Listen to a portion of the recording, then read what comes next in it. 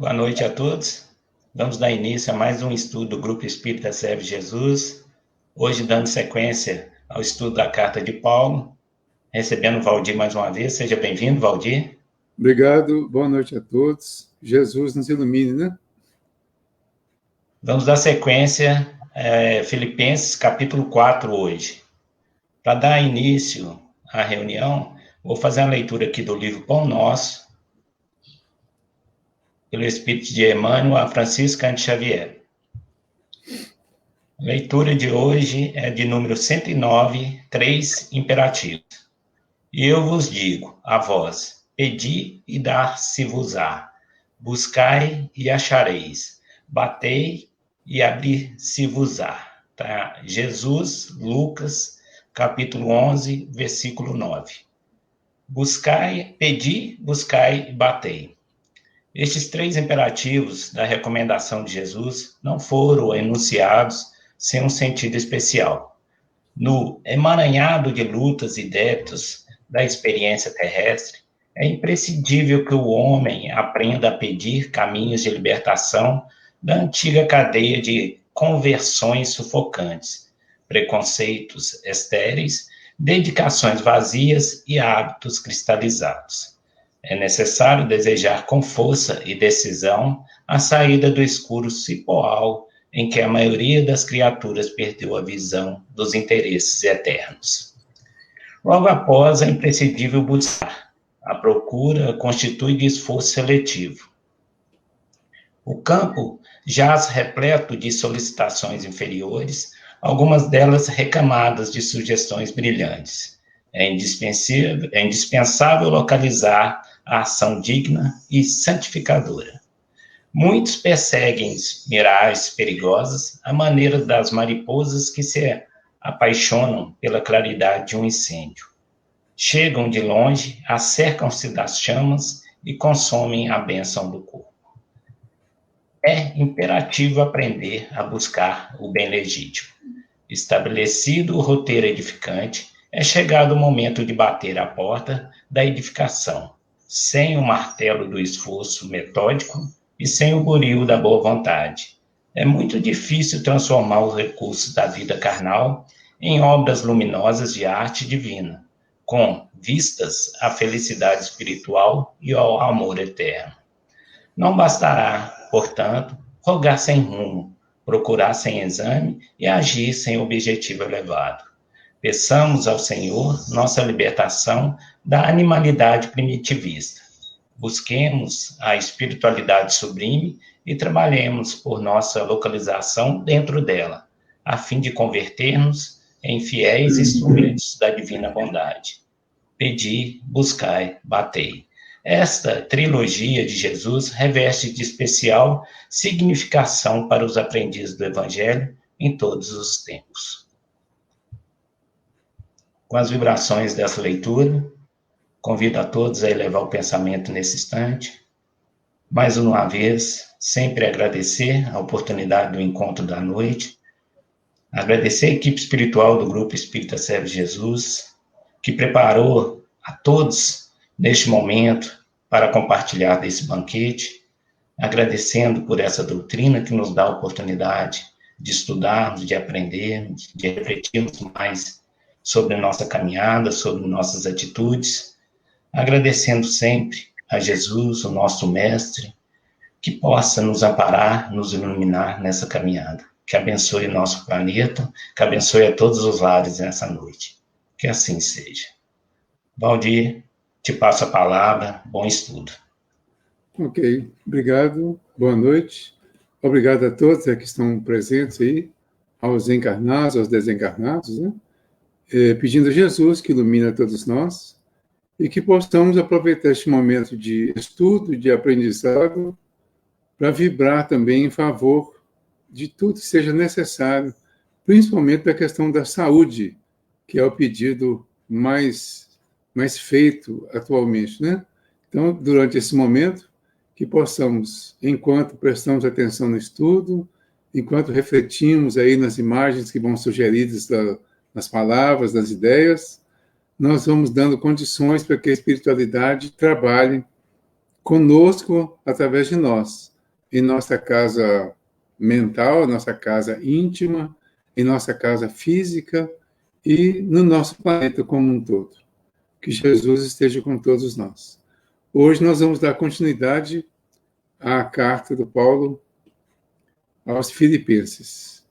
Hoje é o comentário do capítulo 4, que é o último capítulo dessa carta. Ele vai do versículo 1 até o 23. Esse capítulo tem 12 comentários do Emmanuel, que são aqueles que estão no volume 6 daquela coleção, né? O Evangelho por Emmanuel. E nós aproveitamos e pegamos do livro A Caminho da Luz, achamos interessante fazer esse comentário. No livro A Caminho da Luz, do Emmanuel, no capítulo 14, que chama Edificação Cristã, no item 4, ele chama A Missão de Paulo. E diz assim: no trabalho de redação dos evangelhos, que constituem, sem dúvida, o portentoso alicerce do cristianismo, verificam-se nessa época, de 51 até 64, a previsão de época que essa carta foi escrita, algumas dificuldades para que se lhes desse o precioso caráter universalista. Todos os apóstolos do Mestre haviam saído do teatro humilde de seus gloriosos ensinamentos. Mas se esses pescadores valorosos eram elevados espíritos em missão, precisamos considerar que eles estavam muito longe da situação de espiritualidade do Mestre, sofrendo as influências do meio a que foram conduzidos. Tão logo se verificou o regresso do Cordeiro às regiões da luz, a comunidade cristã, de modo geral, começou a sofrer a influência do judaísmo, e quase todos os núcleos organizados da doutrina pretenderam guardar feição aristocrática.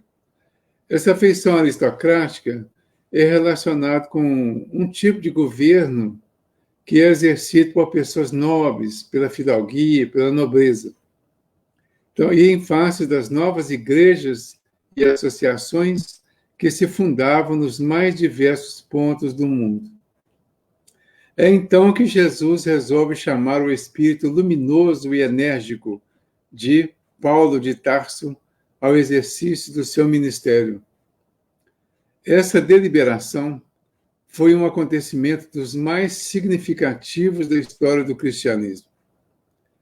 As ações e as epístolas de Paulo tornam-se poderoso elemento de universalização da nova doutrina. De cidade em cidade, de igreja em igreja, o convertido de Damasco, com seu enorme prestígio, fala do Mestre inflamando os corações. A princípio, estabelece-se entre ele e os demais apóstolos uma penosa situação de incompreensibilidade, mas sua influência providencial teve por fim evitar uma aristocracia injustificável dentro da comunidade cristã, nos seus tempos inesquecíveis de simplicidade e pureza. Então, o que nós achamos interessante aqui é as ações e as epístolas de Paulo tornam-se poderoso elemento de universalização da nova doutrina. Então, a carta que está endereçada aos Filipenses, hoje é a carta que é endereçada à humanidade toda. Então, é a carta interessada especialmente à comunidade cristã. E é uma confirmação, por uma visão assim, bem pessoal e bem especial, feita pelo Paulo, que se tornou o apóstolo dos gentios e que veio trazer para nós uma interpretação ampla, bem, vamos dizer assim, bem estruturada, né? E bem culta do Evangelho de Jesus, numa visão bem do Paulo, mas que colaborou muito para que nós hoje possamos ter uma visão maior da interpretação da mensagem do Evangelho.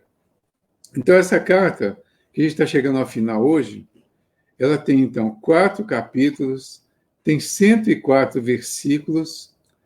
Ela foi remetida por Paulo e Timóteo, os dois participaram de alguma forma, destinada aos filipenses. Os filipenses viviam numa cidade chamada Filipos, que foi fundada por Filipe da Macedônia, que era o pai de Alexandre o Grande.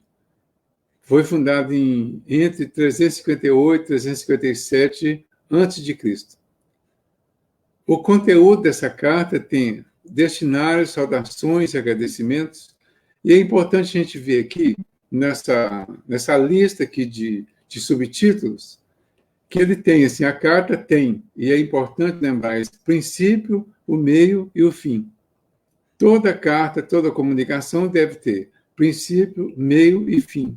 Então ele começa com destinatário, saudações e agradecimentos, depois fala dos problemas que se converteram em benefícios, exortações a permanecerem firmes na fé e na humildade, um hino a Jesus, dizendo para não reclamar mesmo diante do sacrifício extremo, depois dizendo que Timóteo visitará a comunidade, notícia de Epafrodito, alerta em relação a dissimulados e adversários, relembrando a própria história, recomendação para que sigam o exemplo de Paulo, conselhos dirigidos a membros da comunidade, agradecimentos e saudações finais.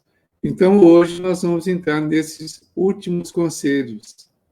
E começa no versículo 1 do capítulo 4.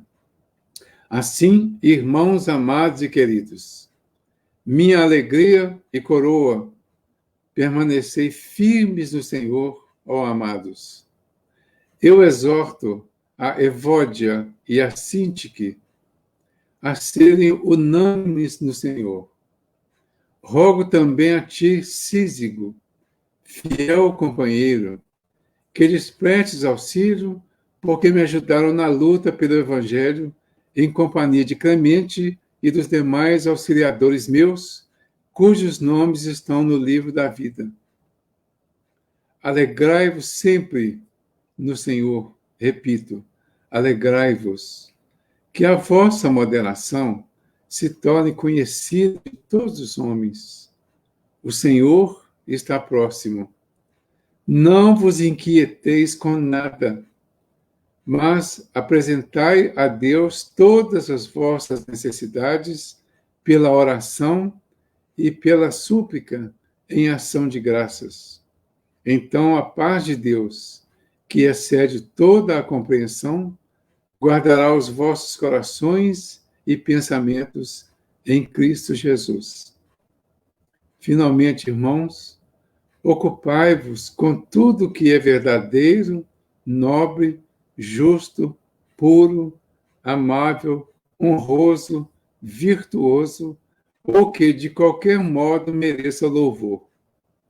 O que aprendestes e herdastes, o que ouvistes e observastes em mim, isso praticai. Então, o Deus da paz estará convosco. Foi grande a minha alegria no Senhor, porque finalmente vi florescer o vosso interesse por mim. Verdade é que ele estava sempre alerta, mas não tinha essa oportunidade. Falo assim, não por causa das privações, pois aprendi a adaptar-me às necessidades. Sei viver modestamente e sei também como haver-me na abundância. Estou acostumado com toda e qualquer situação. Viver saciado e passar fome, ter abundância e sofrer necessidade.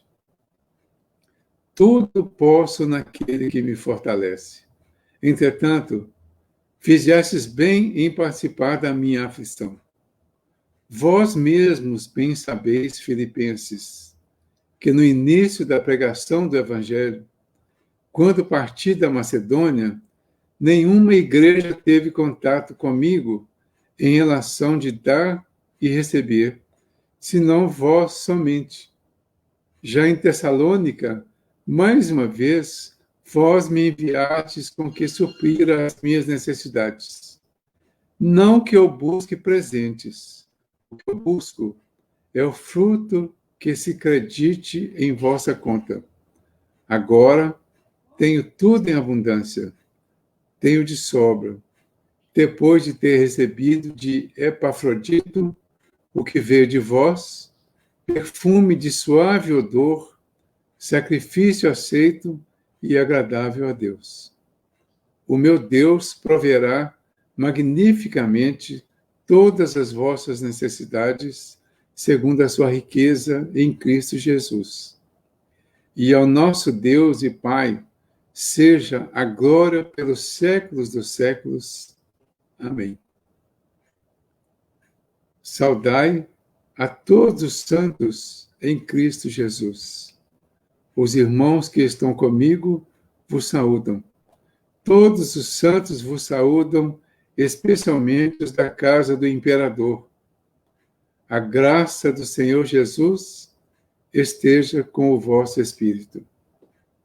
Aqui finaliza essa carta, né, com 23 versículos. O que nós vamos ver aqui? Quais são os comentários, né? Ele começa aqui no versículo 1, convocando a Evódia e a Sintique. Aí, se a gente perguntasse o que é Evódia e o que é Sintique. Sintique tem essa expressão no dicionário bíblico, que é uma expressão que vem do grego, significa acontecimento feliz. Mas é também o nome pessoal de uma mulher de Filipos. Então, provavelmente, eu não achei o que é Evódia, mas provavelmente é uma outra mulher que estava em sintonia com Sintique, que são também de Filipos, e que faziam parte dessa evocação dele, certamente pessoas que estavam participando lá da comunidade, da igreja que tinha sido fundada em Filipos, e deviam ser pessoas que estavam ativas lá. A importância das pessoas, dos nomes, mais embaixo no versículo 3, ele fala: rogo também a ti, Císigo, fiel, igual companheiro. Então, certamente, uma outra pessoa que fazia parte desse grupo. Ele se dirige a todos os irmãos amados e queridos, falando da alegria dele e pedindo para que todos permaneçam firmes no Senhor. Depois ele cita essas três pessoas que, pelo jeito, eram especiais. Então, hoje, se nós formos trazer essas pessoas para os nossos dias, os nomes não são tão importantes. Talvez o que o nome de Sintique, por exemplo, signifique, seja mais importante. Porque se Sintique é um acontecimento feliz, ele é o nome de uma pessoa que é feliz e vive como alguém que está construindo a felicidade. E se ela está ligada com essas outras pessoas, certamente eles fazem um grupo que estão preocupados com a felicidade do grupo como um todo, da comunidade lá de Filipos. Então, ele se dirige a essas pessoas, pedindo a elas, né, que mantenham firmes no Senhor. Esse pedido, essa evocação, ela é muito importante para os dias de hoje. Porque as pessoas que estamos hoje na pregação, na vivência do Evangelho, no dia a dia, e que estamos nos sentindo felizes com isso, muitos temos hoje a oportunidade de vacilar nessa felicidade, nessa fé e até nessa pregação, porque os tempos estão realmente delicados neste momento que a gente está vivendo. Mas, mais uma vez, essa é a evocação dele que serve para nós e para todos os tempos. Que nós nos mantenhamos firmes no Senhor, em Jesus, em Deus e na nossa condição espiritual. O Senhor Espírito está representado pelo Espírito que nós somos, pelo Espírito que é Jesus e pelo Espírito maior que é Deus. E nós precisamos manter a firmeza da nossa fé, da nossa crença, da nossa certeza de que, estando firmes em Deus, principalmente, nós estaremos confiantes de que a justiça está acontecendo e que não tem nada fora do lugar, nada errado. Nós precisamos simplesmente continuar vivendo de acordo com a nossa crença. Então, o sísigo significa fiel companheiro. E pede a ele que prestes auxílio, porque me ajudaram na luta pelo Evangelho, em companhia de Clemente e dos demais auxiliadores meus, cujos nomes estão no livro da vida. Essa questão aqui do livro da vida, então essas pessoas que ele citou, Evódia, Sintique, Císido, agora ele citou Clemente, e citou outras pessoas que foram auxiliares dele. E quando ele cita esses nomes, ele fala que esses nomes estão no livro da vida. Existe no Apocalipse essa expressão daqueles que estão no livro da vida do Cordeiro, que são aqueles que serão salvos, né? Vamos dizer assim, que supostamente serão salvos. São aqueles que constam no livro da vida do Cordeiro, porque estão fazendo tudo de acordo com as orientações dele, com as orientações de Jesus. Então, para constar desse livro da vida, é preciso que esteja, pelo menos, se esforçando, né? Ou com vontade, uma vontade sincera, de melhorar, de se adaptar à orientação que vem do Evangelho de Jesus. E, sendo assim, quem estiver dentro desse propósito estará escrito no livro da vida e irá para a Nova Jerusalém, que é a terra renovada, que existirá, né, que acontecerá de alguma forma assim que passar essa transição que nós estamos vivendo agora. Então, nós temos um momento difícil. Esse momento difícil atual, ele faz parte da transição. A transição planetária e a transição moral. Planetária relativa ao planeta e moral relativa às nossas vidas, às mudanças que nós precisamos fazer. Quem está proposto a fazer essas mudanças está escrito no livro da vida. Estando no livro da vida, significa que vai participar da transição e vai herdar a nova terra, né? A nova Jerusalém, que é a terra mais espiritualizada. Estando nessas condições aí, significa que nós estamos caminhando com Jesus. Então, tem uma mensagem aqui do versículo 4, que é uma mensagem do Emmanuel, chama O Homem com Jesus.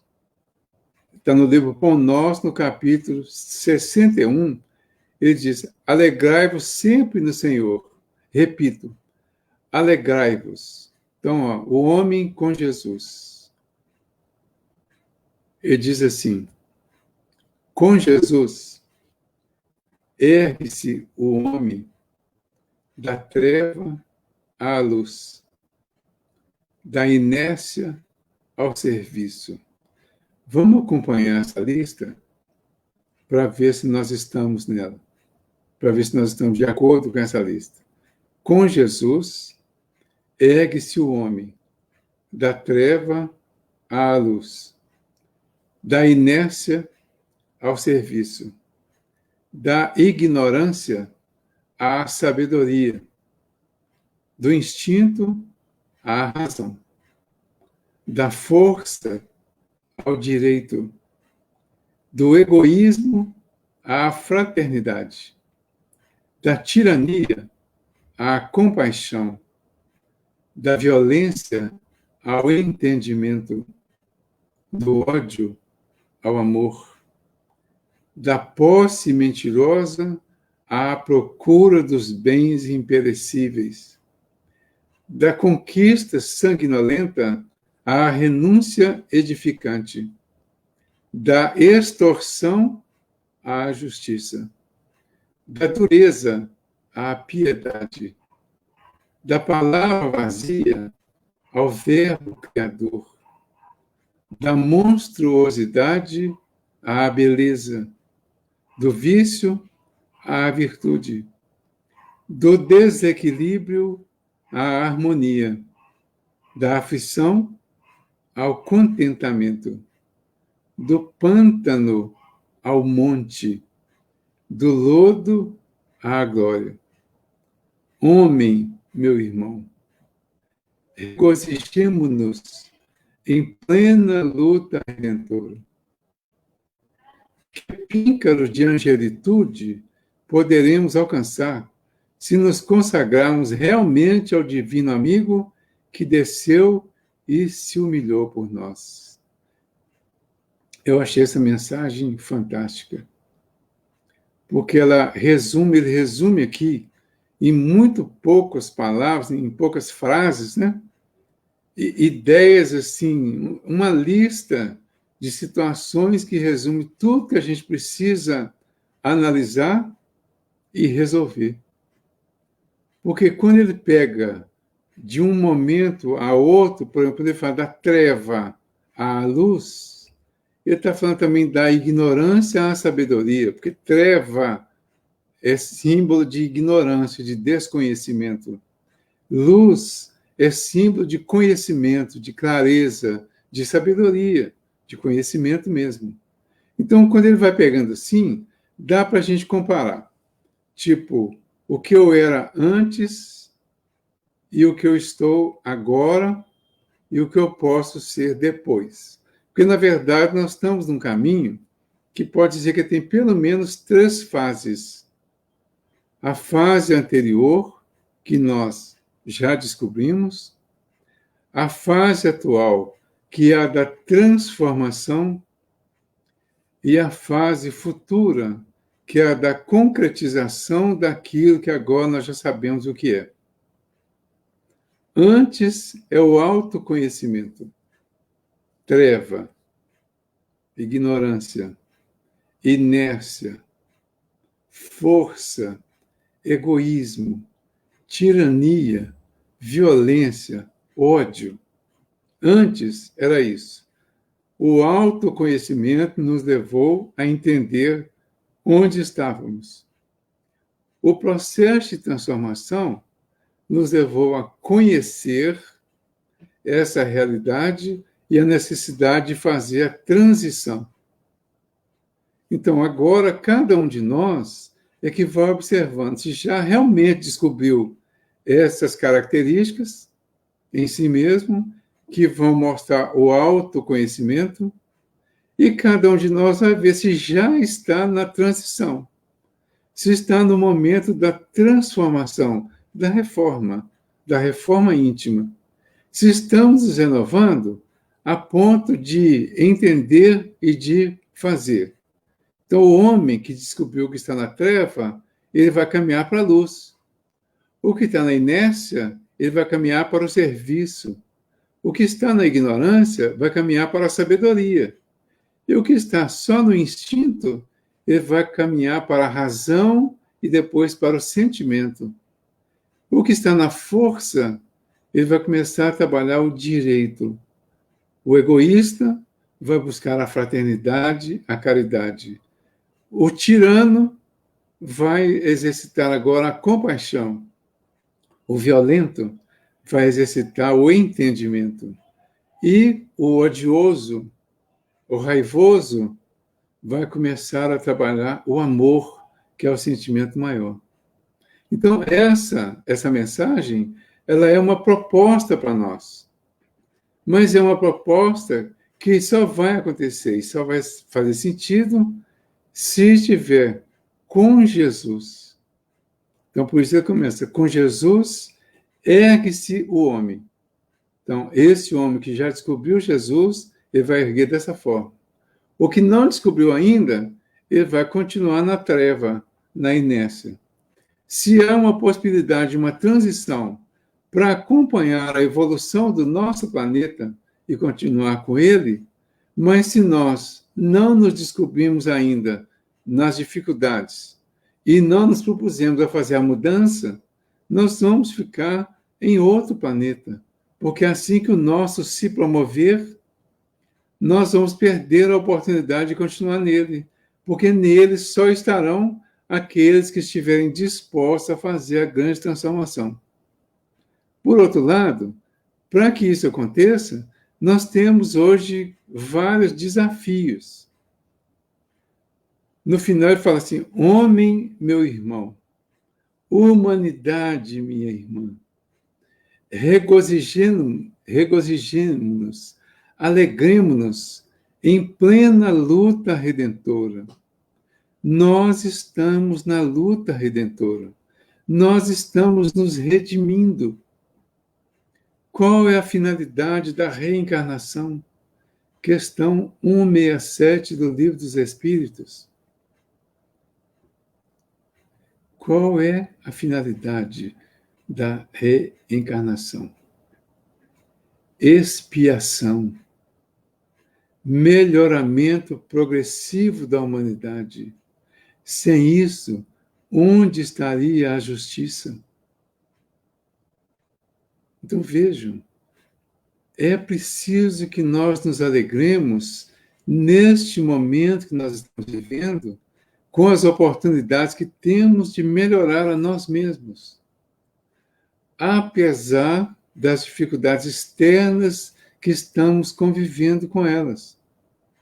Então, essa alegria íntima é a alegria que nós precisamos passar para as pessoas com quem estamos convivendo, para as pessoas que estão revoltadas, desesperadas, em grandes sofrimentos, porque não entenderam ainda a importância e a necessidade de tudo isso que está acontecendo à nossa volta. E certamente, muitos de nós, quando falar em alegria neste momento, não é uma alegria de dar risada, de fazer piada, de fazer comédia, de dar gargalhada. É a alegria do entendimento íntimo, da certeza que temos que na nossa intimidade está tudo bem. Com as outras pessoas deveria estar também, se elas entendessem, como nós já estamos entendendo, a importância de todo esse processo da vida. Não é só o momento atual, é a vida toda. Todo o processo da nossa vida, ele traz oportunidades de alegria, de regozijo, de reconhecimento, de agradecimento. Porque são momentos de redenção. Nós estamos nos redimindo. Evangelho segundo o Espiritismo, capítulo 5, tem lá causas das aflições, causas atuais e causas anteriores. E nós vamos ver lá que nas causas atuais existem muitas coisas que são consequência do que nós fizemos nessa existência. E se o sofrimento, se a dor já está acontecendo, já estamos recebendo a oportunidade do conserto. Se entendermos isso, nós vamos consertar alegremente, porque a grande oportunidade é o perdão divino. Mas tem coisas que nós não vamos identificar nessa existência. Aí, neste caso, nós vamos lembrar e entender, e nem sempre nós vamos saber claramente, que essas coisas que estão acontecendo e que não foram causadas nessa existência, elas estão relacionadas com o nosso passado. E aí, como não vemos e não lembramos do passado, e é melhor que seja assim, é preciso que a gente confie em Deus. Confie na sabedoria, na soberania, na bondade e na justiça de Deus, na certeza de que Ele não permitiria que nada acontecesse se não viesse a ser bom para nós, num futuro próximo ou mais distante. Então, olhemos para as pessoas que estão sofrendo, para nós mesmos, com piedade, com entendimento, com tranquilidade. Procuremos consolar com as nossas orações aqueles que sofrem, porque às vezes não tem como fazer mais nada. Quando for possível, consolemos também esclarecendo, que é a proposta da doutrina. É o Consolador que vem para esclarecer. Então, vem consolar e vem esclarecer. É possível esclarecer? Esclareça. Não é possível? Console. Ore. Ore pelas pessoas. Oremos pelas pessoas.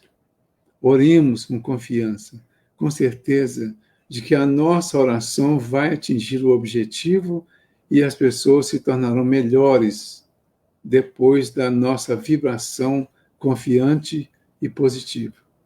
No mais, é aguardar o tempo que vai dar as soluções para cada um dos processos, para cada uma das vidas que estão em torno de nós. Algumas fisicamente vão acabar. Outras fisicamente vão retornar, vão fortalecer e vão permanecer. Nós não sabemos quais vão, não sabemos quais ficam.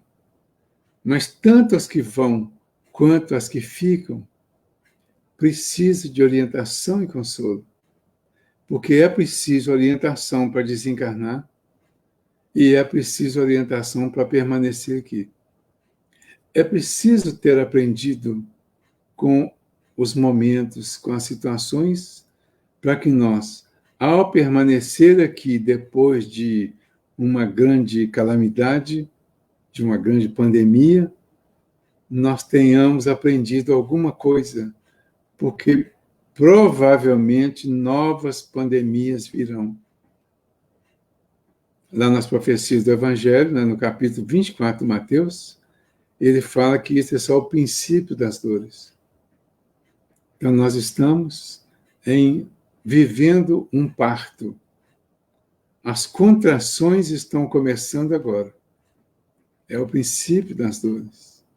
Até que o parto aconteça, até que haja o nascimento, para que venha a alegria do sorriso da criança, vamos ter que passar por todo aquele processo que às vezes é demorado, que tem a variação exatamente da variação do parto, porque cada uma das mães que vai ter um filho, ela tem, vamos dizer assim, tempos diferenciados entre o início até a finalização do processo. E isso está bem de acordo com esse simbolismo que representa essa transição que nós estamos vivendo, que Jesus falou que era a dor do parto e que ela estava só no início. Então, o processo todinho pode ser mais ou menos longo. Alguns vão sair do processo através da desencarnação e vão se libertar por outro lado. Outros vão permanecer por um tempo maior ou menor. Todos estamos dentro disso e a saída para todos será o nascimento. A criança vai nascer. Essa criança se chamará alegria, se chamará continuidade, se chamará vida. Podemos chamar até de ressurreição. Então, será a criança que vai surgir, simbolicamente, claro, né? Do momento que nós estamos vivendo, numa vida espiritual que será muito mais adequada e condizente com a proposta de felicidade que todos estamos buscando. Que píncaros de angelitude poderemos alcançar se nos consagrarmos realmente ao divino amigo que desceu e se humilhou por nós? É a pergunta que o Emmanuel finaliza e deixa para nós refletirmos. Que píncaros de angelitude poderemos alcançar se nos consagrarmos realmente ao divino amigo? Então, consagremos ao divino amigo e iniciemos o nosso processo de renovação espiritual e moral. Então, na sequência aqui, no versículo 5, ele fala que a vossa moderação se torne conhecida de todos os homens. O Senhor está próximo. Que a vossa moderação se torne conhecida de todos os homens. O Senhor está próximo. Você sabe disso? Que o Senhor está próximo? Que o Senhor está, na verdade, dentro de nós? e que ele está sendo descoberto por nós. Ele está dentro de nós. Nós já sabemos disso, ou já temos vamos dizer, um pequeno conhecimento disso. Ele está dentro de nós. Está tão próximo que está dentro. Então, a nossa moderação, por ele estar em nós e por nós estarmos com ele, é que vai fazer com que nós façamos conhecê-lo diante dos homens. O nosso comportamento. Como se comporta um cristão diante das dificuldades? Com tranquilidade, com fé, com segurança, com coragem, com verdade. Assim se comporta um cristão diante dos homens. Então, este comportamento, ele vai sempre ser um comportamento moderado, um comportamento tranquilo diante das dificuldades. E aí sim, nós vamos passar para as pessoas, vai tornar conhecido para as pessoas que o Senhor está próximo, está dentro de nós.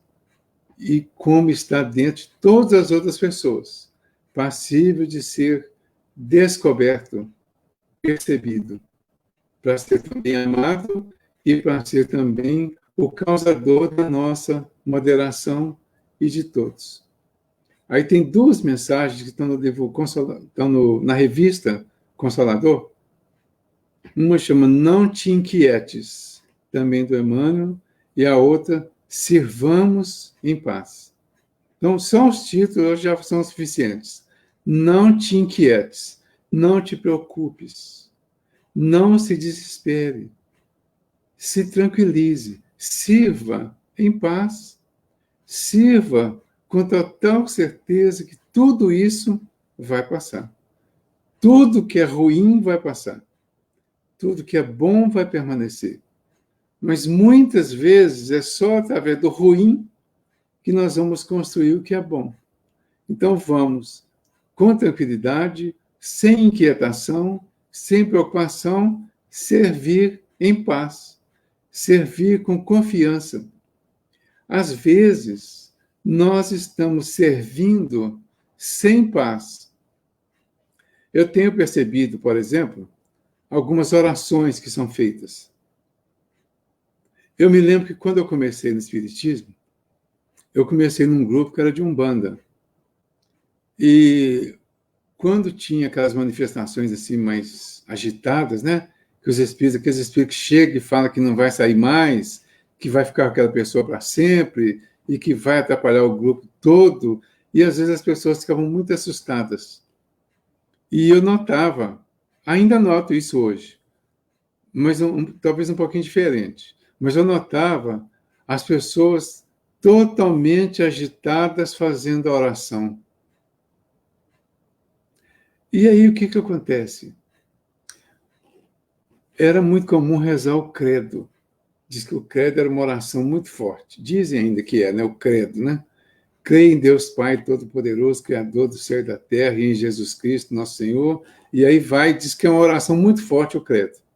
Mas se você ora, repete o credo, o Pai Nosso, mesmo uma Ave Maria, desesperadamente, não vai fazer sentido. Por que não vai fazer sentido? Porque a oração é exatamente o momento da nossa tranquilização para entrar em sintonia com o plano espiritual superior. Mas se eu oro desesperado, com medo, eu não estou orando, eu estou só repetindo palavras. Intimamente, eu estou na mesma faixa de vibração daqueles que dizem que vão prejudicar. Então, pensem nisso neste momento. Fez uma oração, vai fazer um Pai Nosso, faça com tranquilidade, meditando nas palavras e fazendo uma vibração com cada palavra, com cada expressão, para que essa vibração seja a sua verdade que vai se externar para as pessoas que vão receber a vibração. Mas como se eu fizer uma vibração desesperada, o que é que as pessoas vão receber? Uma vibração desesperada. Então não adiantou muito eu fazer o Pai Nosso. Claro que vai sempre adiantar alguma coisa, mas às vezes não o suficiente. Então façamos com tranquilidade.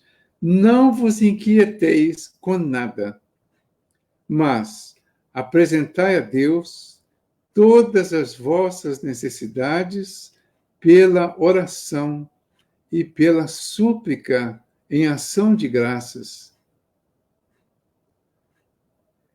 Esse versículo 6 é importantíssimo. Por isso que o Emmanuel fez 2 comentários sobre ele. Não vos inquieteis com nada. É um pedido, é um conselho para todos nós. Não nos inquietemos com nada. Procuremos ficar o mais tranquilo possível. Mas, ao não me inquietar, apresentar a Deus todas as nossas necessidades, pela oração e pela súplica em ação de graças. Aí muita gente diz, mas eu não sei orar, eu não sei rezar, eu não sei o que falar na hora. Tem gente que fala, eu não sei fazer aquelas preces bonitas que vocês fazem. Não tem nada disso, não. A prece, ela é a manifestação do coração daquele momento. É você falar com Deus, o seu Pai, que você confia infinitamente, conversar com Ele sobre o que você está sentindo naquele momento. Qual é a sua inquietação? Mas converse com tranquilidade, para você mesmo entender o conteúdo da própria conversa, porque quando nós conversamos com Deus sobre as nossas inquietações, nós estamos, de alguma forma, apresentando a Ele, vamos dizer assim, um problema que pedimos que Ele resolva. Mas acontece que, se nós não participarmos da solução, não terá solução. Deus não resolve nada sozinho para nós. Ele resolve através de nós. Então, a parte, vamos dizer assim, mais materializada aqui é a nossa. E essa é tão importante quanto, porque, na verdade, Deus já deixou a parte dele pronta. Nós, na oração, entramos em sintonia. Quando entramos na sintonia, nós conversamos com Ele. E falamos com Deus e conosco mesmo. Qual é que é a nossa dificuldade? Ao expor isso, nós vamos ouvindo. É aquela ideia do consultório de psicanálise. O psicanalista, mais tradicionalmente, ele fica ouvindo o tempo todo e a pessoa só fala. E a técnica disso aí é para que a pessoa mesma ouça as dificuldades e ela mesma encontre a solução, as respostas. A nossa conversa com Deus é muito parecida com isso.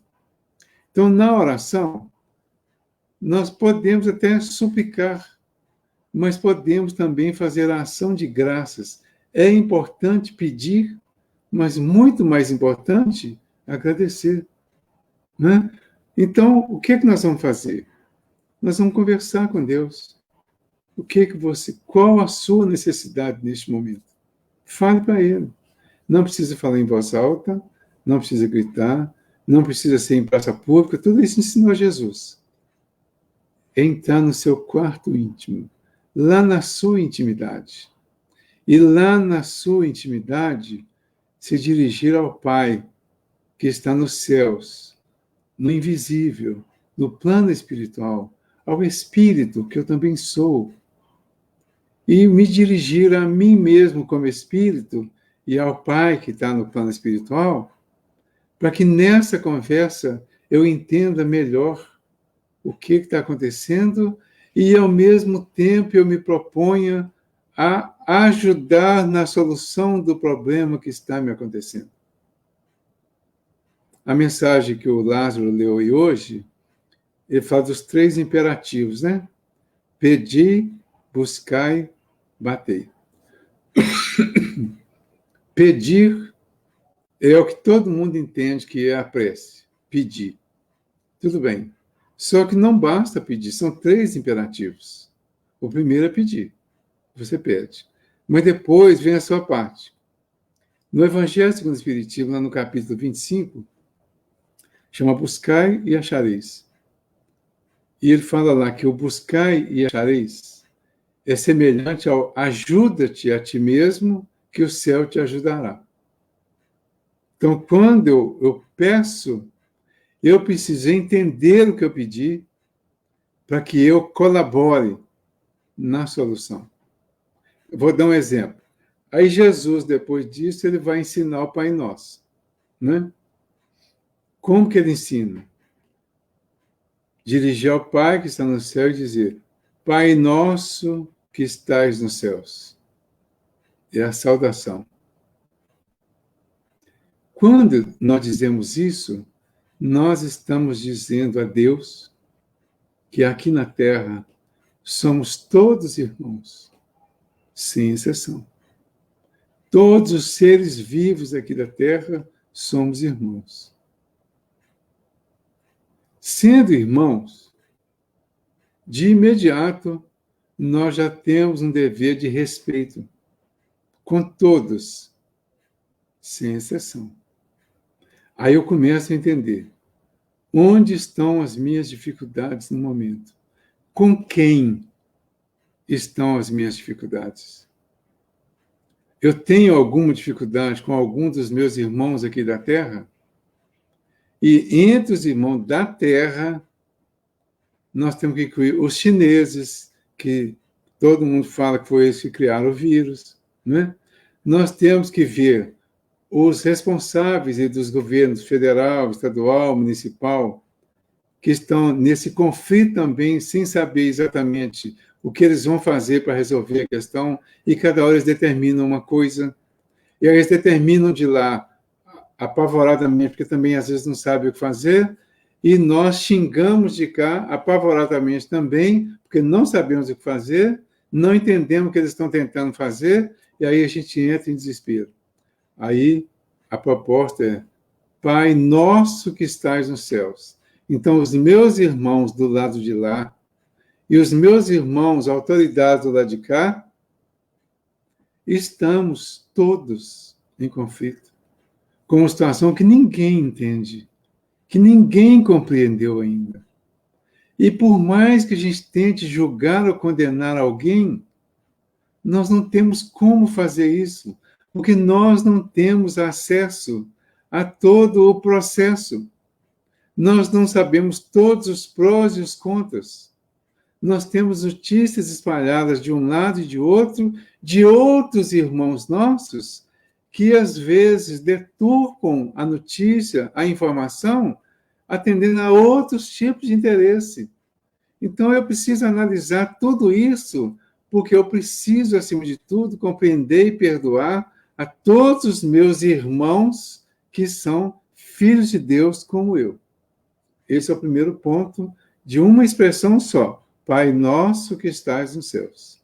Então eu já disse a Deus: entendo que sou irmão de todos esses outros e vou pelo menos orar por eles. Ótimo.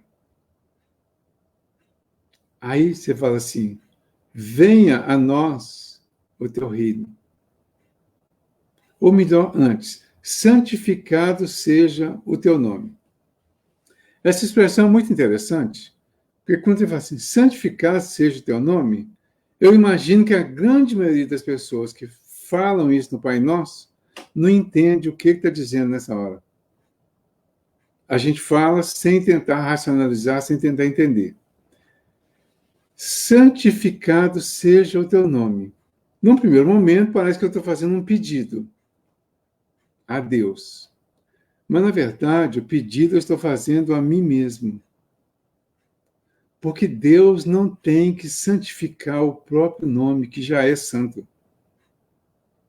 Quem tem que santificar o nome de Deus sou eu.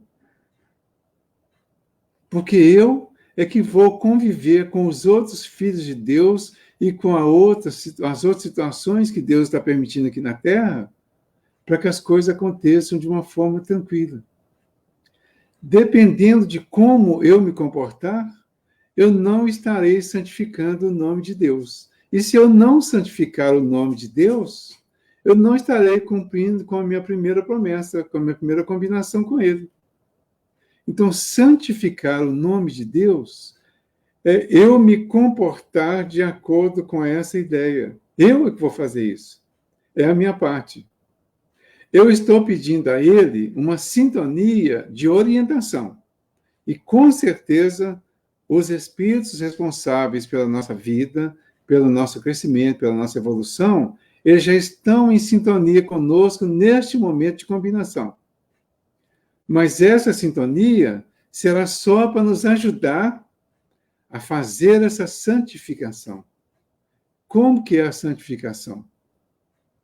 Quando você xinga alguém, você está santificando o nome de Deus?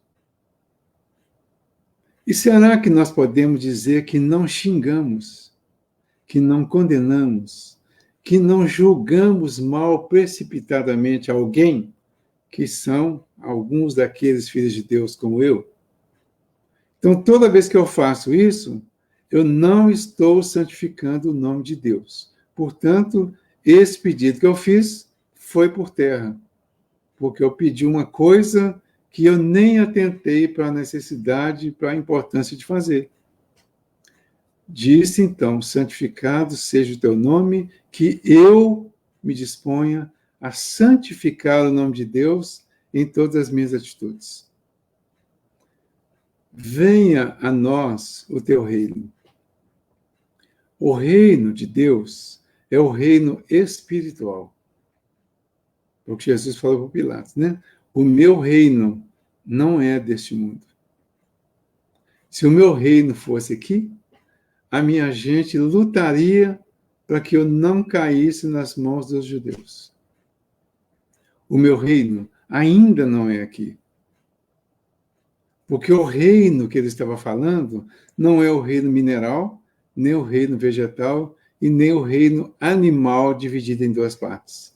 Animal irracional e animal racional, ou hominal. Nenhum desses reinos era o de Jesus. O reino de Jesus, o reino de Deus, é o reino espiritual. Então, venha a nós o teu reino. O que eu tenho que fazer para isso acontecer? Eu tenho que buscar a minha espiritualização. E um dia desse, eu conversando com umas pessoas sobre essa questão da espiritualização, do espírito, da imortalidade, da vida futura, eu ouvi da maioria que ainda não acreditam nisso. Então, uma coisa é a gente ler e aceitar e passar. Outra coisa é você parar, raciocinar, refletir. Eu acredito realmente nisso? Eu acredito realmente que eu sou espírito? E que, sendo espírito, eu vou continuar vivo depois que o meu corpo morrer? Eu acredito que as pessoas com quem eu convivi ao longo de toda a minha vida e que já morreram aqui na Terra, eu acredito que essas pessoas estão realmente vivas ainda? Será que essa é a realidade da minha vida? Eu tenho isso firme e consciente de que isso é uma verdade? Boa reflexão para todos nós. Então, venha a nós o teu reino, o reino do Espírito, o reino espiritual. E só mais um para a gente fechar essa questão da oração, para a gente entender. No Evangelho segundo o Espiritismo, no capítulo 28, tem todo o desdobramento do Pai Nosso, bem explicadinho até, mas com possibilidade de fazer mais aberturas ainda e buscar novos entendimentos. Mas está lá, ele já sugere essa abertura. E ele fala, seja feita a tua vontade aqui na terra como nos céus.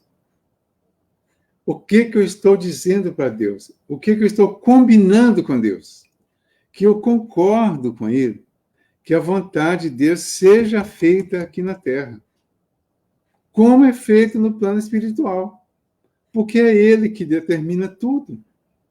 Se Ele determina tudo, tanto o plano físico quanto o plano espiritual, o que vai acontecer ou é a vontade ou é a permissão de Deus.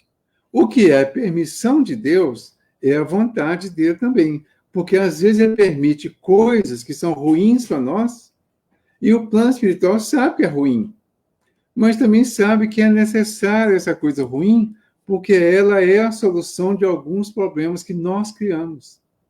Então, eu é que tenho que ter uma consciência disso.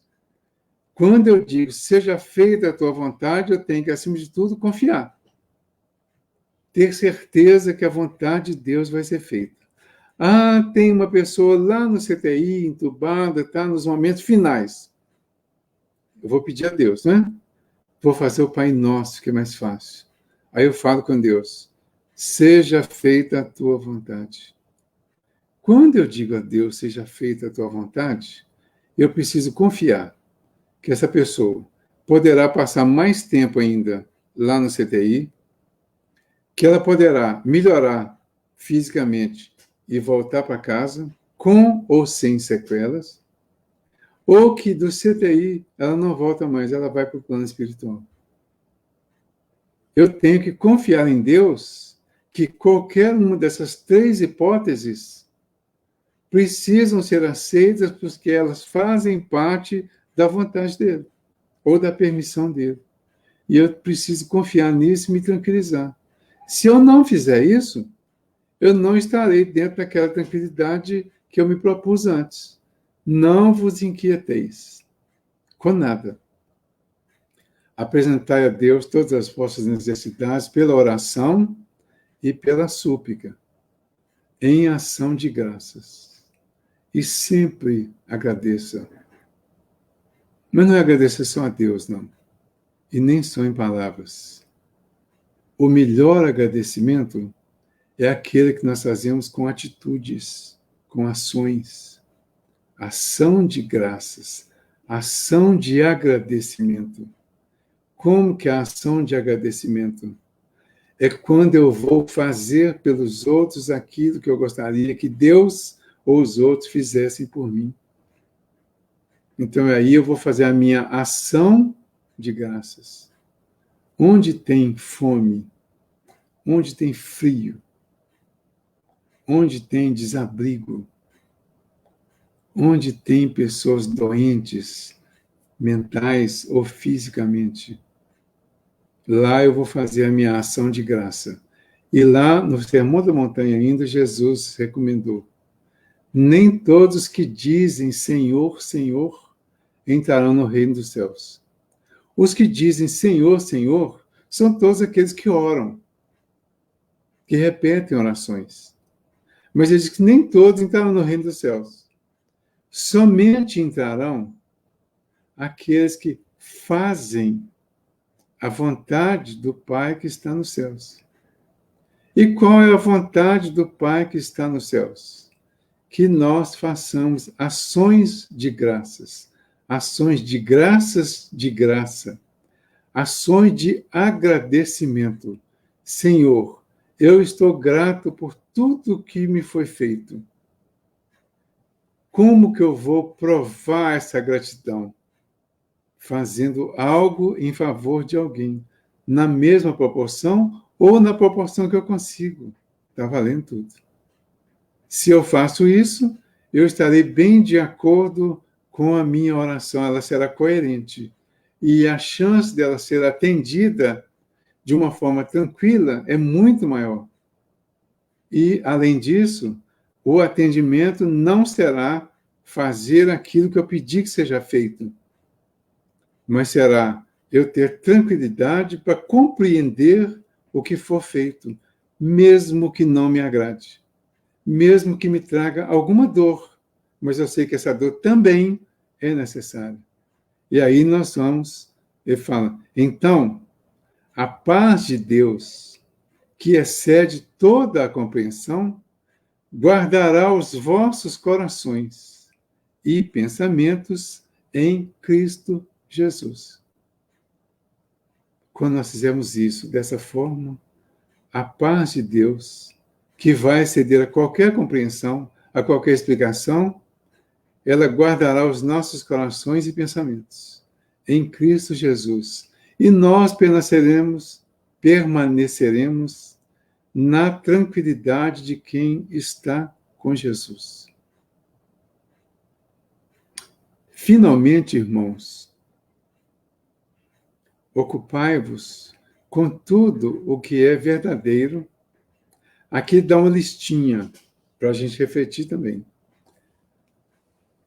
Finalmente, irmãos, ocupai-vos com tudo o que é verdadeiro, nobre, justo, puro, amável, honroso, virtuoso, ou que de qualquer modo mereça louvor, mereça elevação, mereça agradecimento, mereça alegria, mereça confiança, porque é o melhor, mereça uma tranquilidade de consciência. Ocupai-vos com tudo o que é verdadeiro, nobre, justo, puro, amável, honroso, virtuoso. Aí, se vocês perguntarem para mim o que é cada uma dessas coisas, eu diria que cada uma dessas coisas tem uma característica para mim que não é necessariamente a mesma que para vocês. Então, como que Jesus respondeu isso assim, em menos palavras até? Ele respondeu assim: amai a Deus sobre todas as coisas e ao próximo como a ti mesmo. Ocupai-vos com tudo que é verdadeiro. Repetindo, né? Para ficar bem chato. Verdadeiro, nobre, justo, puro, amável, honroso, virtuoso. O que é tudo isso? É amar ao próximo como a ti mesmo. Faça tudo isso pelo próximo, como se estivesse fazendo para você. E aí nós estaremos acertando. Agora, cada um vai fazer de um jeito. Cada um vai usar um argumento, um comportamento, uma situação para fazer tudo isso. E estará correto se cada coisa que fizer trouxer essa certeza do amor ao próximo como a ti mesmo. Eu estou fazendo aos outros tudo aquilo que eu gostaria que os outros me fizessem. Então, para mim, o que é tudo isso é fazer ao outro aquilo que eu gostaria que o outro me fizesse. Tem uma mensagem aqui que chama Vigiando, do Emmanuel, que é desse versículo, é o versículo 8. Está no livro Palavra de Vida Eterna, no capítulo 20. Deixa eu ver se eu peguei esse aqui. Vigiando.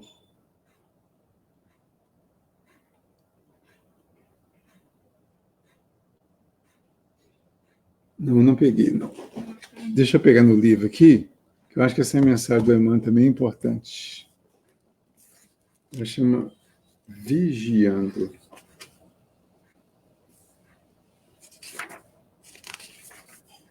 Ela está no livro que chama esse Evangelho por Emmanuel, né? Vigiando. Essa mensagem está no Palavra de Vida Eterna, capítulo 20. Ele diz aqui, ó. Trabalhemos vigiando. Aquilo que nos ocupa o pensamento é a substância de que se nos constituirá a própria vida. Retiremos dessa forma o coração de tudo que não seja material de edificação do reino divino em nós próprios. Em verdade, muita sugestão criminosa buscará enevoar-nos a mente. Muito lodo da estrada procurar-nos-á as mãos na jornada de cada dia, e muito detrito do mundo tentará imobilizar-nos os pés. É a nuvem da incompreensão conturbando-nos o ambiente doméstico, é a injúria nascida na palavra inconsciente dos desafetos gratuitos, é a acusação indébita de permeio com a calúnia destruidora, é a maledicência convidando-nos à mentira e à leviandade, é o amigo de ontem que se rende às requisições da treva passando à condição de sensor das nossas qualidades, ainda em processo de melhoria. Entretanto, à frente de todos os percalços, não te prendas às teias da perturbação e da sombra. Em todas as situações e em todos os assuntos, guardemos a alma nos ângulos em que algo surja digno de louvor, fixando bem e procurando realizá-lo com todas as energias ao nosso alcance. Aos mais infelizes, mais amparo. Aos mais doentes, mais socorro. E ocupando o nosso pensamento com os valores autênticos da vida, aprenderemos a sorrir para as dificuldades, quaisquer que sejam, construindo gradativamente em nós mesmos o templo vivo de luz para a comunhão constante com o nosso Mestre e Senhor. Trabalhemos vigiando. A mensagem chama Vigiando, repetindo, está no livro Palavras de Vida Eterna, capítulo 20. Importância que eu queria falar um pouquinho sobre essa questão do vigiar, pelo seguinte. Jesus falou, vigiai e orai, ou orai e vigiai. Nós já entendemos a importância da oração e como ela deve acontecer. A oração é muito importante. Como que ela deve acontecer também. Mas se a oração é pedido, ou está relacionado com pedido, de alguma forma, a sequência é o pedir e a sequência é o buscai. Dentro do buscai e dentro do batei está o vigiai. Então, o orai e o vigiai. Quando eu oro, eu entro em sintonia com o plano superior.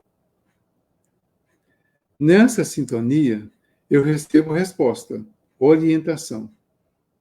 O plano espiritual não vai dizer para mim simplesmente sim ou simplesmente não. Eu vou ter uma resposta que pode parecer não para mim, mas que será uma orientação. Eu posso pedir para que uma pessoa se cure de uma determinada doença e essa pessoa desencarnar. Aparentemente, eu recebi um não, porque eu tinha pedido a cura daquela pessoa. Mas, quando foi feita a desencarnação que já estava programada, o plano espiritual, lá no meu campo da intuição, me deu uma resposta da necessidade e da importância daquela desencarnação acontecer naquele momento e que aquela pessoa se livrasse das dificuldades que ela estava vivendo e dos possíveis conflitos que ela viveria depois que saísse daquela enfermidade. Aí o vigiar precisa me trazer uma reflexão sobre essa possível resposta, que eu não vou ter ela respondida claramente, escrita ou coisa assim. Eu vou ter ela respondida na intuição. Então, o vigiar está no prestar atenção na resposta que me foi dada. E, além disso, o vigiar está no meu comportamento do dia a dia. O que a gente pode perceber é que nós estamos muito mais orando do que vigiando. Ou seja, pedindo a solução do que buscando ou fazendo a solução a partir de nós. E talvez seja importante. Eu vou colocar talvez, para não ficar afirmativo, para não dizer que eu estou dando ordens, né? Mas vamos ver isso. Vamos considerar isso talvez aí com bastante sinceridade e vamos considerar assim. Será que não é o momento de nós começarmos a observar mais, agir mais, refletir mais, ler mais, para ver os exemplos de respostas que Deus tem dado às orações em diversas situações? Se nós observarmos a vida dos mártires, por exemplo, de pessoas que foram importantes espiritualmente aqui na Terra, pessoas que são importantes ainda, e que de repente adoecem. Doenças graves, às vezes sérias, dolorosas, e depois desencarnam. Será que já não é o momento de observar, de analisar, vigiar esses detalhes para que eles passem a fazer parte da nossa vida? Pedir, pedir, pedir, pedir desesperadamente é a nossa tônica normalmente. Mas é preciso observar. É preciso vigiar. Inclusive as nossas ações. Ver como estão as nossas ações e qual a coerência das nossas ações com os pedidos. Finalmente, irmãos, ocupai-vos com tudo o que é verdadeiro, nobre, justo, puro, amável, honroso, virtuoso, ou que de qualquer modo mereça louvor. Todo mundo, eu espero que tenha decorado isso, que eu repeti umas 4 vezes, né? Todo mundo deve ter decorado isso, né? E na sequência, para entender o que significa tudo isso e resumir, fazer aos outros aquilo que nós gostaríamos que os outros nos fizessem. E no versículo 9, ele coloca, né? O que aprendestes e herdastes, o que ouvistes e observastes em mim, isso praticai. Então, o Deus da paz estará convosco. É o Paulo, se apresentando como modelo, como exemplo. Será que eu posso fazer isso? Não, não convém, não precisa. O Paulo tinha condição de fazer isso, naquele tempo, principalmente. Nós não precisa. O modelo é Jesus. Quando for dizer aos outros para fazer alguma coisa, mostre Jesus. Mostre o Paulo. Mostre o Bezerra de Menezes. Mostre o Chico Xavier. Mostre as pessoas que realmente já fizeram e ficou comprovado que elas fizeram. Não se mostre. Não se coloque como modelo. E não coloque como modelo pessoas, entidades ou situações que ainda realmente não estejam consolidadas dentro desse comportamento cristão. Exatamente para que nós não caiamos na situação de indicar pessoas ou a nós mesmos como exemplos, como modelos, e depois nós mesmos falharmos. E ser o mau exemplo que fez com que as outras pessoas fossem pelo caminho contrário. E não há necessidade disso. Nós ainda somos imperfeitos, ainda somos falíveis. Quer colocar como exemplo? Coloca Jesus. Jesus é o modelo e o guia da humanidade. Qual o ser mais perfeito que Deus ofereceu ao homem para lhe servir de guia e modelo? E os Espíritos responderam em 2 palavras: vede Jesus. Então, Jesus é o guia e o modelo. Ele veio aqui para isso. Para ensinar qual era o caminho para chegar a Deus e como seguir esse caminho. Ele foi guia e modelo. Então, ele guiou e se comportou de acordo com o que precisa ser feito.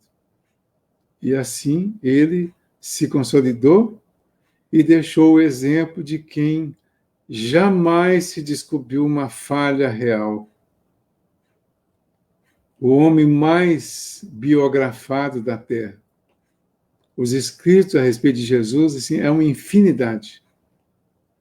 Tentativas das mais variadas de críticos de derrubá-lo, de dizer que não existiu, que é tudo lenda, que é tudo história, mas ninguém conseguiu derrubar a mensagem que ele deixou. A mensagem que ele deixou cada dia mais cresce na humanidade. Cada dia ela fica mais verdadeira. E quanto mais nós vamos estudando as mensagens, os estudos que são trazidos para nós, mais certeza vamos adquirindo da presença dele em nossas vidas e na Terra. E chegando à conclusão de que, mesmo que ele não tivesse vindo, não teria importância hoje, porque a mensagem que ficou atribuída a ele é muito maior do que a presença humana. A mensagem, ela não tem como ela ser derrubada, porque quanto mais se estuda, quanto mais se pensa na mensagem dele, mais se consegue consolidar a verdade de toda essa mensagem que ele deixou. Então, façamos o quê? Diz aqui o Paulo no versículo 10, né? Foi grande a minha alegria no Senhor, porque finalmente vi florescer o vosso interesse por mim. Verdade é que ele estava sempre alerta, mas não tinhais oportunidade. E o Paulo, ele entra na parte dos agradecimentos, né? Pelos auxílios enviados a ele, e diz que foi grande a minha, ele diz, né? O Paulo dizendo, foi grande a minha alegria no Senhor, porque finalmente vi florescer o vosso interesse por mim. Porque ele viu que as pessoas se interessaram por ele como um líder, como alguém que deu bons exemplos, que levou bons ensinamentos, e esses exemplos e ensinamentos se consolidaram. Verdade é que ele, o Senhor, né, estava sempre alerta, mas não tinhais oportunidade. O Senhor, o Cristo, o Deus, o Espírito que está em nós, sempre existiu, sempre esteve vivo em nós, mas nós não tínhamos ainda a oportunidade, a inteligência ou a possibilidade de enxergá-lo em nós. Agora nós estamos conseguindo enxergar. Estamos conseguindo perceber esse Cristo em nós, esse Deus em nós. E ele estando em nós, ele está em todos que estão à nossa volta. E nós agora temos a oportunidade de ser lembrados da existência dele, porque já fomos alertados em diversas oportunidades. Ao longo de existências e mais existências, a presença de Deus está sempre sendo citada e falada. E nós estamos sempre sendo lembrados. Mas vai chegar um momento que essa oportunidade será percebida e nós agradeceremos pela oportunidade da lembrança de que Deus está realmente em nós.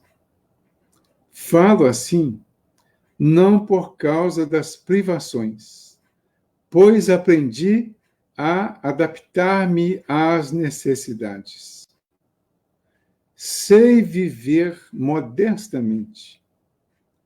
Vamos trazer para nós esse versículo aqui? Vamos fazer de conta que cada um de nós está dizendo para nós mesmos, tá? E vamos ver se é verdade. Sei dizer, ou melhor, sei viver modestamente. E sei também como haver-me na abundância.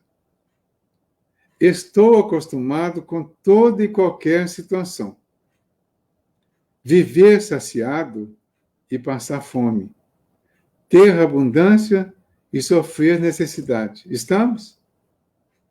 Cada um se responda, né? Falo assim não por causa das privações, pois aprendi a adaptar-me às necessidades. Então, ele está, de alguma forma, agradecido a eles, por eles terem ou reconhecido nele um líder espiritual, reconhecido nele o quanto ele os ajudou nessa lembrança da existência de Deus e do Espírito, que todos são, e vai um pouco além, né? Então ele fala que já está contente com a vida dele, com o que ele é e como ele é. E diz, sei viver modestamente, digo eu, diga cada um de vocês. Sei viver modestamente, sabe? Sei também como haver-me na abundância, sabe? Se ganhar na loteria, vai saber o que fazer? Ganhar uma mega-sena acumulada. Vai saber exatamente o que fazer com isso sem se perder? Será que sabe mesmo? Né? Estou acostumado com toda e qualquer situação. O Paulo foi rico e pobre. Realmente ele foi. Né? Viver saciado e passar fome. Muitos de nós vivemos saciados a vida toda. E poucos de nós realmente passou fome. Então, muitas vezes, nós não sabemos exatamente o que é passar fome. Porque passar fome não é ficar 1, 2 dias sem comer. Ou comendo um mínimo. Isso não é passar fome. Passar fome... Quem já viu aqueles filmes lá de algumas regiões da África, por exemplo? Por aqui também tem. No Nordeste, em alguns lugares aí tem. As pessoas que não têm comida por dias, semanas, meses. Mães que têm que pegar fubá, misturar com água e dar para os filhos para enganar a fome. Ou comer coisas achadas na rua. O estritamente necessário e arriscado, inclusive. Isso é passar fome. Então, quem viveu isso aí pode dizer que sabe viver saciado e passar fome. Quem passou a vida, às vezes, passei fome a vida toda, lá em casa só tinha feijão com arroz. Isso não é passar fome. Na minha casa só tinha feijão, arroz e folha, umas folhas lá. Não é passar fome. Então, essa análise, às vezes, nós não temos a experiência para falar com segurança se eu sei viver saciado e sei passar fome. Mas eu sei ter abundância e sofrer necessidade. Ter abundância e sofrer necessidade. Às vezes não temos abundância, mas não sofremos também necessidade. Então, são experiências que precisam, pelo menos, ser pensadas, analisadas, interiorizadas, para ver se nós realmente teríamos condições de viver nessas situações com tranquilidade, sem perder o comportamento cristão. Considerando que essas experiências poderão acontecer no plano espiritual após a nossa desencarnação. Porque a gente pode chegar em alguma região do plano espiritual que precise passar pela necessidade de alimento, porque nós aqui estamos acostumados com o alimento, nós somos viciados com o alimento, que é também a necessidade do corpo, claro. Mas quando chegar no plano espiritual, a necessidade do alimento é outra. E se nós estivermos viciados aqui com aquele cafezinho, por exemplo, né? Com aquele bife com arroz, né? Aquela comidinha básica aí, aquele bifinho com arroz, batata frita, né? Essa comidinha básica que a gente come aqui no dia a dia, mesmo essa, se não tiver, como nós vamos nos comportar? Então, vamos pensar sobre tudo isso e vamos guardar a partir do versículo 13 para a semana que vem. Nós agradecemos a presença de todos, a oportunidade da reflexão. Vamos continuar refletindo. O muito importante, no nosso caso aqui, não é que a gente aprenda tudo da carta. É que a gente aprenda a refletir sobre as ideias que a carta propõe. Porque são essas ideias refletidas em nós, hoje, que vão nos ajudar na nossa realização, hoje e para sempre. Muito obrigado a todos e Jesus nos abençoe sempre. Alô, Lázaro. Oi, Valdir, nós que gostaríamos de agradecer mais uma vez em nome da casa, né, pelo estudo da noite. Lembrando que esse estudo da Carta de Paulo acontece sempre no segundo e terceiro domingo de cada mês, às 18h45 até às 20h15. Então, no próximo domingo, como será o terceiro, daremos sequência ao estudo da Carta de Paulo aí, a partir do capítulo 13. Tá? Então, já estão todos convidados aí. Também gostaria de fazer o convite também para a próxima quarta-feira, às 20 horas, nós teremos a palestra com o tema Os Falsos Profetas, com o Breno Cota. às 20 horas, na próxima quarta-feira. Neste momento aí, convido a todos a elevar o pensamento para a gente finalizar com a prece a palestra da noite. Então, neste momento, vamos agradecer mais uma vez a oportunidade deste encontro, a oportunidade de estudarmos o Evangelho do nosso Mestre Jesus, que possamos ter sabedoria, possamos ter o entendimento, a paz, a tranquilidade para lidar com as situações do dia a dia. Que possamos contar sempre com o auxílio do plano maior em favor de todos, pedindo a bênção do Pai a todos os lares que estiveram conectados conosco nessa noite e que possa abraçar o nosso planeta, acolher com teu amor, com a tua brandura, com a tua luz. Que assim seja. Valdir, muito obrigado mais uma vez. Obrigado a todos. Agradeço a você, a todos aí, né? E semana que vem estamos aí, se Deus quiser. Que assim seja. Até a próxima. Até a próxima. Boa semana para nós. Boa semana.